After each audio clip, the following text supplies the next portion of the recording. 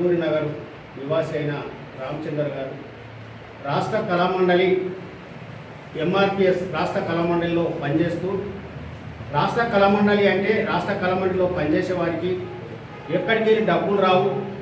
ఎక్కడో జిల్లాల సమావేశాలు సభలు ఉంటాయి, మండలాల్లో సభలు సమావేశాలు ఉంటాయి. ఎవరినో దాతల్ని డబ్బులు అడుక్కొని ప్రయాణం చేయడం, ప్రజల మీద పాటలాడడం ఒక మాదిగ కమ్యూనిటీ కోసమే కాదు, అందరి కోసం, అన్ని కులాల కోసం, ఎస్సీ ఎస్టీ బీసీ మైనార్టీలు అందరి కోసం కూడా పాటలాడుతూ రాష్ట్ర వ్యాప్తంగా తిరుగుతూ ప్రజల్ని చైతన్యం చేస్తున్న మన తమ్ముడు రామచందర్ గారికి మన దళిత కళారత్న అవార్డు రావడం, మరి రాష్ట్ర ఉత్సవాల కమిటీ,